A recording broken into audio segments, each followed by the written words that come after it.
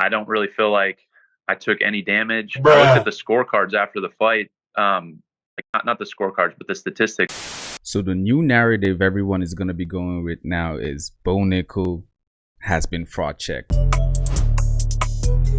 RDR completely destroyed Bo Nickel. First of all, this is something I called. This is the prediction I made. I don't know how MMA fans always make these mistakes of underestimating fighters coming from other organizations. First of all, of course, the UFC is the number one, the top of the mountain when it comes to MMA. But organizations like ONE, PFL, they do have good fighters.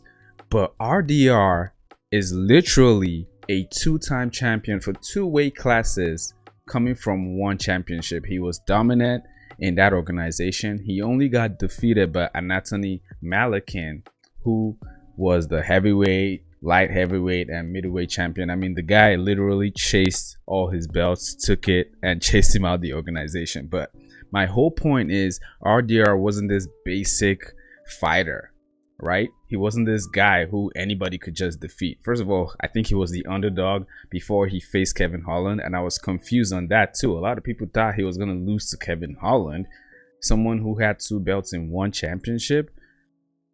I called that fight, and I knew RDR was going to win. And it was the same thing with Bo Nickel. Bo Nickel's wrestling is absolutely dangerous. Everybody knows that. But this is MMA, all right? And the fact is, Bo Nickel had not proven to have the skill set and the control to win a fight against RDR. And that was my main analysis when I was predicting this fight. Bo Nickel, his first fight was actually in Contender Series. He was one of those fighters who had to fight twice in order for Dana White to sign him. He won his first fight dominantly, but Dana White was hesitant and was like, it's too early. He doesn't have enough fights. I think he just had like 3 fights or something like that, something ridiculous. He's a guy that everybody was here to see this week. He comes in, he's dominant. And I think a lot of us thought, I mean, the kid's pedigree, we know what it is. Why don't you just put him in the U.S.? I know he's 2-0. Yeah. But what more does one fight do for him? Well, he's 1-0, 2-0 now. Fought a kid that was 3-0, made it look really easy. Let's give him one more fight and let's test him. He gets past that with flying colors. We bring him in and we give him a fight in the UFC. He had to fight again, had another dominant win, and that's when Dana took him in. But he hadn't faced anybody, all right? At least not a name that is that notable. And then the most elite fighter he fought was freaking Paul Craig. With all due respect, Paul Craig is always one of those guys who pulls on upsets here and there when he's not supposed to. But Bo Nickel looked like shit in that fight, let's be real. All right, the striking was ridiculous. He underperformed. And just taking all those facts, his skill set, him showing that he still has a lot to fix, a lot to grow in this sport of MMA. Like I said, his wrestling is good. Comparing that to such an experienced fighter, RDR, bro, this was the best underdog pick ever. And I knew it. I knew it. I wasn't that confident, but there was no way I was picking Bo Nickel, inexperienced Bo Nickel, to face RDR. No way. Bo Nickel had a lot of hype, and you know, he deserves it a little bit. Okay, I won't say he deserves all the hype, but his potential, his skill set is something you can see growing. But the man really let all that get to his head. He was full of himself a lot.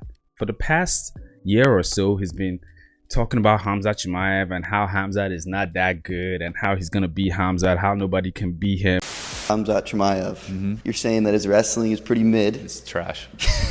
I won't even say mid. He's a 3-time Swedish national champion. That's sick. 12 wins in 3 years, 0 losses. That's incredible. 12-0 in 3 years. We're gonna fight at some point, and people will realize that there's levels, and it's just so funny. You go into a world of MMA where there's no other sport where people know less and think they know more. I'd like to see him maybe fight an 85er. I'll get a couple more fights in, and my goal with Khamzat has always been Allegiant Stadium, sell it out for the belt, and blow the roof off that place when I smash that guy. So, you know, I think it's going to take a little more to build my reputation and get to where I want to be.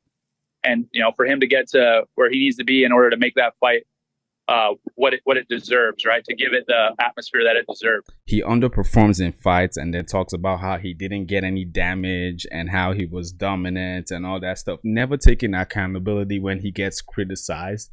Hear things like, DC say, oh, he's not ready for Hamza. And I think he was kind of trying to like be respectful, but also trying to like, I don't know, maybe like set me down a peg. It was just weird to hear. But I just feel like the people that I know that are in my corner who would give me honest, genuine feedback, they're very happy with the victory. I was very happy with the victory. And so that's what I really care about at the end of the day. But it was a little disappointing to hear some of those comments from people that I respect a lot. Never feeling like he needed to improve anything. And in my opinion, that also caused him in this fight. I mean, RDR totally controlled the fight. Beat him on the feet, beat him in the wrestling, reversed everything that Bo Nickal threw at him. Bo Nickal looked absolutely lost in that fight. It was pretty embarrassing, honestly. Those knees were nasty. RDR is people underestimate him. People underestimate him again. MMA fans always make these mistakes. Same thing when MVP came into the UFC. A lot of people were like, man, MVP, Bellator, what's he gonna do here? Kevin Holland's gonna beat him. I was like, what? I mean, it's obvious there's a difference between being a fan of MMA or combat sports or just being a UFC fan, because I don't get how a lot of people miss these picks, but it is what it is. In my opinion, I don't think Bo Nickal was actually fraud checked. We have to remember, guys, this guy doesn't have experience. He's still very fresh in the UFC, and the UFC is having a prospect problem right now, honestly speaking, because the last prospect who they really took their time with, right, was Sean O'Malley. They gave him a lot of fighters who helped him build his record for years. Remember, there was a time when they were like, oh yeah, they're feeding all these cans to Sean O'Malley, it's time to push him up. But no, the right thing was done with him. They let him build up his resume, took their sweet time before they gave him that prime time matchup.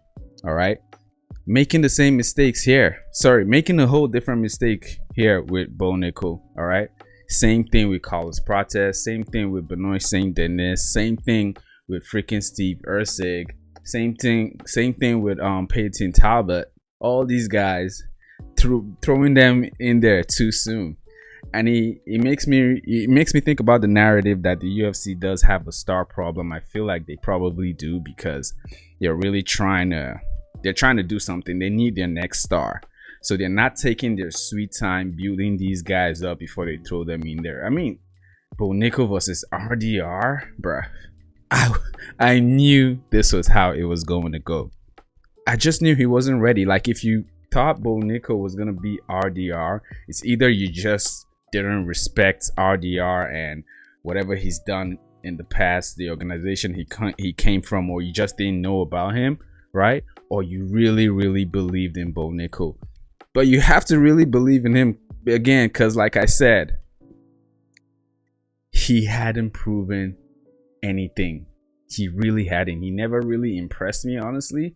Like, the way he wins, in his earlier fights in the UFC, it's like, yeah, it's good. It's really good for the competition he's fighting, but I can't really get that impressed until you face at least some type of elite fighter. And when he finally did that with Paul Craig, that showed a lot of things. Combine that with the ability for him not to take accountability, when it comes to criticisms and what he can improve. I just knew he would have to be humbled. I hope he can actually take in the criticism now, see the mistakes he made, because he made a lot of mistakes. He looked lost out there. He looked like he wasn't ready for this at all, which is crazy. The fact that he keeps talking about Khamzat Chimaev. I mean, look at the fighters that Khamzat is facing. Compare that to the fighters that Bo Nickal is facing. He has a lot to fix before he talks about Khamzat again, honestly speaking. So Bo Nickal, Stop talking about Khamzat. Stop feeling so proud like, you know, you've already achieved everything. I mean, in the sport of MMA, you do have to be delusional a little bit and overconfident. You do have to. It's a crazy sport, all right? These guys are fighting, all right? But you also have to have that space to know that you need to grow, to know that you got shit to fix. So hopefully this is a humbling moment for him, but the guy's really stubborn, so he might not be. All right, guys. Yeah, called it. Easy call for me, honestly speaking. I said it. Easy underdog money for RDR, and people are still gonna sleep on him. He called out Sean Strickland, and honestly speaking, I think he's gonna beat Sean Strickland's ass if they set up that fight. But let me know what you guys think in the comments. All right, let me know what you guys think. You think Bo Nickal was fraud checked? I think he still has room to grow. I think it was just too early, not necessarily fraud check, but definitely had a reality check. Let me know what you guys think. Please don't forget to like the video. Hit the subscribe button if you're new to the channel, and I'll see you guys later.